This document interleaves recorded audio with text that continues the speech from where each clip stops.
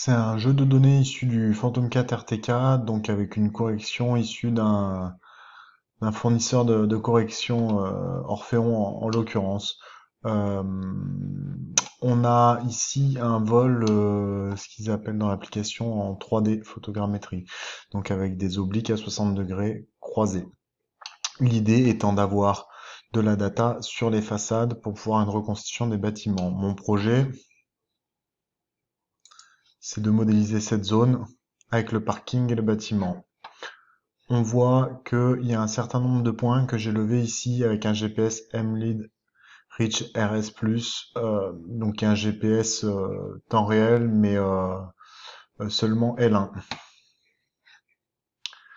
J'ai traité le projet là, donc uniquement avec des points de contrôle, donc j'ai pas utilisé les points en calage, je les ai utilisés en contrôle, pour voir brut comme ça, sans calage, ce que ça donne en précision.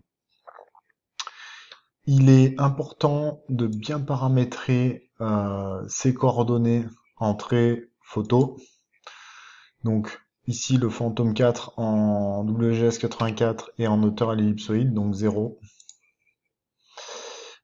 Il est très important d'activer la géolocalisation personnalisée pour qu'il aille la chercher dans l'exif ici.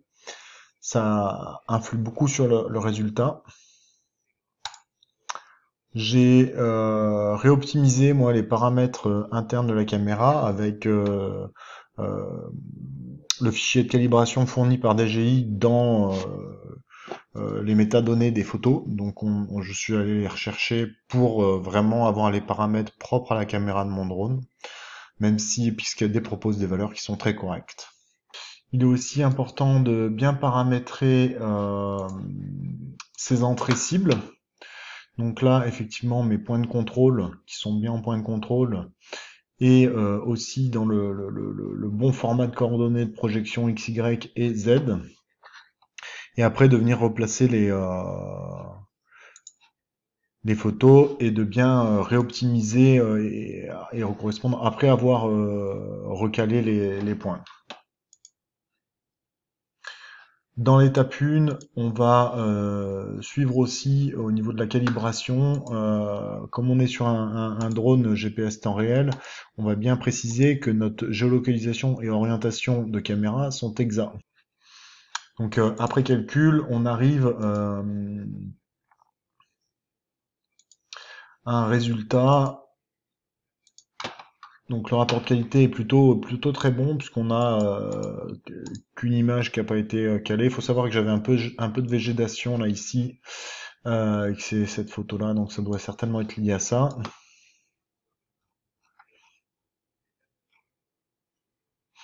Et on va aller directement au point de contrôle pour voir un peu ce qu'il en est.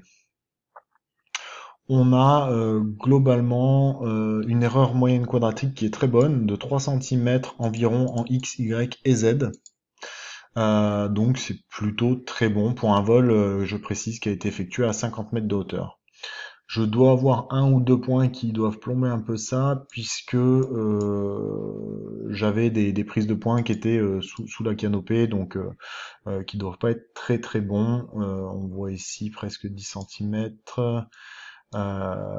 presque 10 cm, là le 6 c'est pas très bon.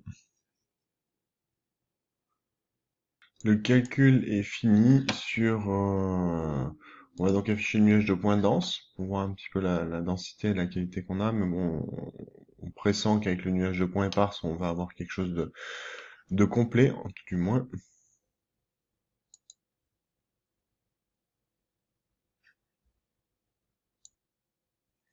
Donc là, le nuage de points, c'est bien chargé. On voit bien qu'on a une très bonne densité au sol, sur les façades et sur la toiture. Donc on a un nuage de points qui devrait être complet.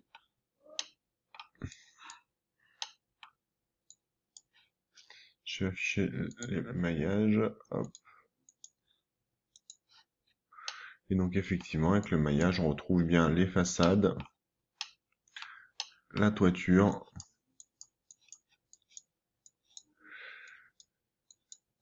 le parking.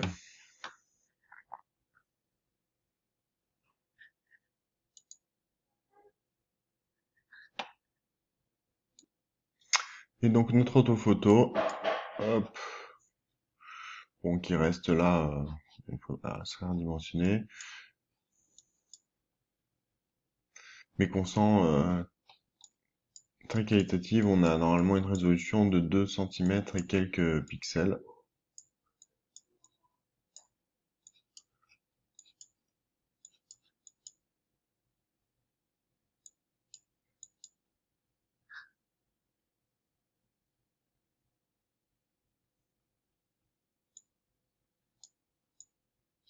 Voilà, elle se charge par endroit. Voilà, merci.